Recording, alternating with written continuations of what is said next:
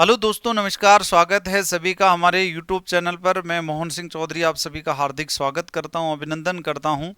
बहुत महत्वपूर्ण चर्चित भर्ती लैब असिस्टेंट भर्ती 2025 और इसलिए चर्चाओं में है। एक तो विद्यार्थी कह रहे हैं कि सर अभी आरएसएमएसएसबी बोर्ड के अध्यक्ष ने जो है ट्वीट किया है कि इसमें योग्यताओं को लेकर के जो है कुछ बदलाव किया जाएगा। तो सर क्या बदलाव इसमें हो सकता है?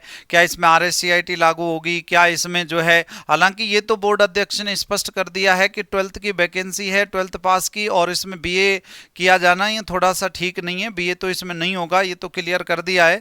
परंतु क्या इसमें सीईटी लागू होगा, या क्या इसमें एज को लेकर के कोई करेक्शन किया जाएगा, या फिर पुराने जो है सिलेबस को बदला जाएगा, क्या इसमें किया जाएगा? तो अभी ये लगातार प्रश्न विद्यार्थियों के बीच में घूम रहे हैं।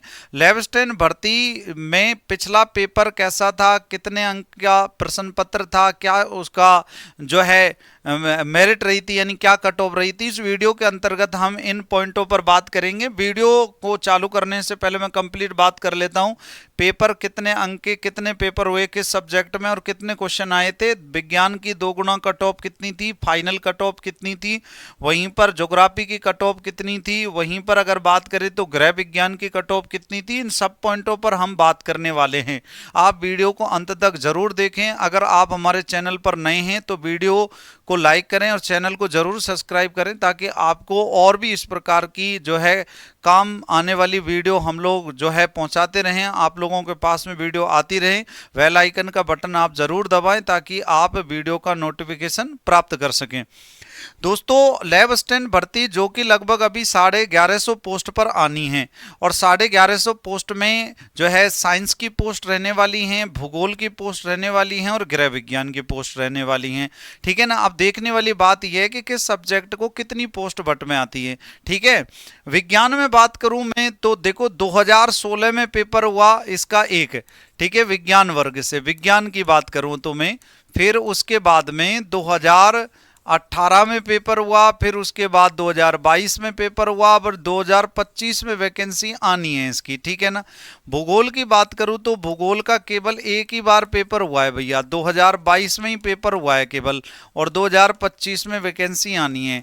वहीं गृह विज्ञान की बात करता हूं मैं तो गृह विज्ञान में 2000 केवल 22 में पेपर हुआ है, और 2025 में वैकेंसी आनी है। तीनों विषयों की बात कर चुका हूं मैं। विज्ञान वर्ग में क्या होता है, विज्ञान में 2 पेपर होते हैं। 2018 में और 2016 वाली भर्ती में केवल एक एक पेपर था, लेकिन 2022 से पेपर हो गए 2। पहला पेपर है जिसमें 100 प्रश्न आते हैं और 200 अंक के प्रश्न आते हैं। दूसरे पेपर में भी 100 प्रश्न आते हैं, 200 अंक के आते हैं, यानी टोटल 400 अंकों के पेपर होते हैं। 100 क्वेश्चन यानी 200 क्वेश्चन आते हैं, और 400 अंकों के पेपर होते हैं। विज्ञान की बात है ये। पहले पेपर में आपसे करंट अफेयर्स पूछा जाता है, राजस्थान जीके पूछा जाता है, भारतीय जीके पूछा जाता है, और आपसे मनोविज्ञान पूछी जाती है। हालांकि मनोविज्ञान पिछली बार सिलेबस में दी थी, लेकिन प्रश्न एक भी नहीं आया था, तो ये चर्चाओं में भी रही थी पिछली बार ये भर्ती। दूसरे पेपर में केवल खुद का सब्जेक्ट आता है, जिसमें आप लोगों को केमिस्ट्री, जिसमें आप लोगों को फिजिक्स, जिसमें आप लोगों को जो है बायोलॉजी, इसमें बॉटनी आदि पढ़ने की आवश्यकता होती है। तो दोस्तों, ये तो विज्ञान के सिलेबस की बात रही, यानी कि अंक विभाजन की या विज्ञान के पेपरों की। ज्योग्राफी में क्या होता है, एक ही पेपर होता है 2022 वाले पैटर्न को आप जब देखेंगे तो, और उसमें 150 प्रश्न आते हैं और 300 अंक के प्रश्न आते हैं। वहीं गृह विज्ञान में एक पेपर होता है ज्योग्राफी की तरह, 150 प्रश्न आते हैं और 300 अंक का पेपर होता है। इसमें भी अगर बात करूं 50 क्वेश्चन आते हैं राजस्थान जीके के, और 100 क्वेश्चन आते हैं सब्जेक्ट के, और सेम टू सेम गृह विज्ञान में ऐसी स्थिति है। ठीक है ना। ना तो कोई करंट आती है इसमें ज्योग्राफी और गृह विज्ञान के पेपर में, ना ही कोई पॉलिटिकल साइंस आती है, ना कोई विज्ञान आती है। आपके to the point Rajasthan GK, history, culture और ज्योग्राफी, राजस्थान ज्योग्राफी और आपके सब्जेक्ट, ये केवल सब्जेक्ट इसमें पूछे जाते हैं। पिछले पेपर को आप देख सकते हो। ठीक है ना। अभी यूट्यूब चैनलों पर तो विभिन्न पता नहीं क्या क्या सिलेबस बता देते हैं, क्या क्या चीजें बता देते हैं, लेकिन दोस्तों जो सच है वो मैं आप लोगों को बता रहा हूं। ठीक है ना। बहुत सारे एग्जाम, बहुत सारे विद्यार्थियों ने एग्जाम दिया था। पिछली 11th-10th भर्ती जब मैंने पढ़ाई थी तो बहुत गहराई से बच्चों को पढ़ाया था, बहुत सारे विद्यार्थी जो हैं वो जुड़े थे, और इस बार भी बहुत धमाकेदार तरीके से हम लोग 11th-10th पढ़ाने वाले हैं। जो विद्यार्थी हमारे चैनल पर नए हैं सब्सक्राइब कर लेना, और अगर मुझसे पर्सनली जुड़ सकते हैं, जुड़ना चाहते हैं तो इस कॉन्टैक्ट नंबर पर आप मुझसे किसी भी सवाल के बारे में पूछ सकते हैं जो भर्ती से संबंधित है। वहीं आगे बात करें, विज्ञान 2 गुना कट ऑफ। जनरल की कट ऑफ जो रही थी, विज्ञान की बात कर रहा हूं मैं, जनरल की कट ऑफ रही थी मेल की 2000 कब की है, ये 22 की कट ऑफ है भैया, 22 की कट ऑफ है। उससे पहले की कट ऑफ में डिस्कस नहीं कर रहा, जब 2 पेपर थे तब की बात कर रहा हूं। और जानकारी के लिए बता दूं, ये 400 अंक में से है, ये 400 अंक में से है। 200 प्रश्न आए थे, 2 पेपर हुए थे, 400 अंकों में से ये कट ऑफ है, 2 गुना की कट ऑफ है।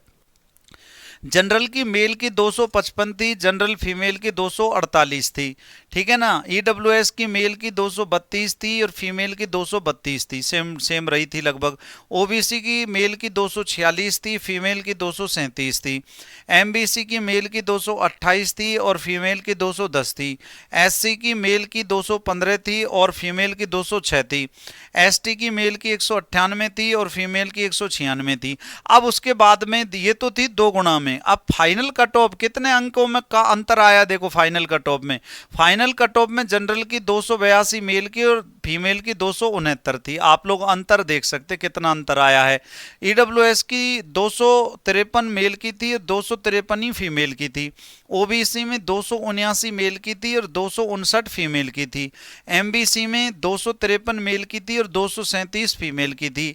एससी में 236 मेल की थी और 220 फीमेल की थी। एसटी में 221 और 221 मेल और फीमेल की थी।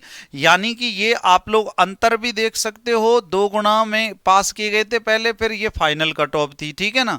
अब देखो यहां पर अगर अपन बात करेंगे आगे नेक्स्ट ज्योग्राफी के बारे में, ज्योग्राफी के बारे में आप चाहो तो इसका स्क्रीनशॉट भी ले सकते हो, बहुत काम आने वाला है ये आपको। भूगोल की कट ऑफ 2 गुना की कट ऑफ क्या थी, 2 गुना की कट ऑफ करें बात अपन तो जनरल मेल की 232 थी, जनरल फीमेल की 232 थी। ईडब्ल्यूएस मेल की 224 थी, ईडब्ल्यूएस फीमेल की जो है 224 थी, बराबर रही थी। ओबीसी की 232 ही मेल की, 232 ही फीमेल की थी। और एमबीसी की, यानी कि देखो यहां पर पॉइंटों में अंतर था, केवल ओबीसी में और जनरल में केवल पॉइंटों में अंतर था। और देखो ईडब्ल्यूएस की थोड़ी कम थी। एमबीसी मेल की 222 थी और फीमेल की 214 थी। एससी की मेल की 216 थी और फीमेल की 216 थी, बराबर रही थी। एसटी की 213 तो मेल की थी और फीमेल की 210 थी।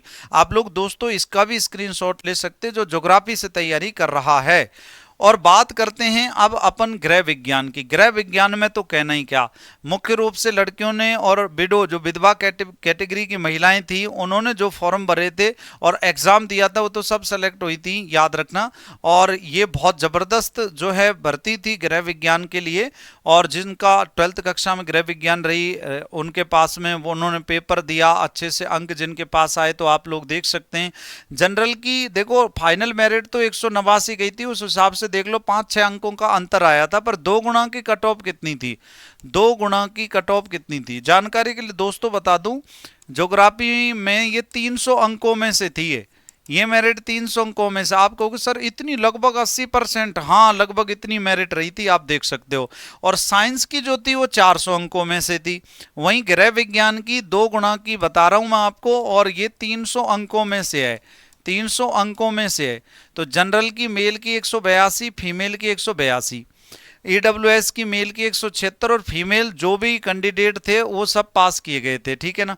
ओबीसी की मेल की 177 और फीमेल की 177 थी, है ना, बराबर रही थी। एमबीसी की मेल की 174 थी और फीमेल सब पास हुई थी। एससी की मेल की 170 थी और फीमेल सब पास हुई थी। वहीं एसटी में मेल की 153, फीमेल सब पास हुई थी। तो कुल मिला के ये कहा जा सकता है कि कट ऑफ जो है सबसे कम अगर रही है ठीक ठाक पोजीशन में तो गृह विज्ञान की थी। और केवल 60 से 70 वैकेंसी के आसपास गृह विज्ञान में टोटल थी।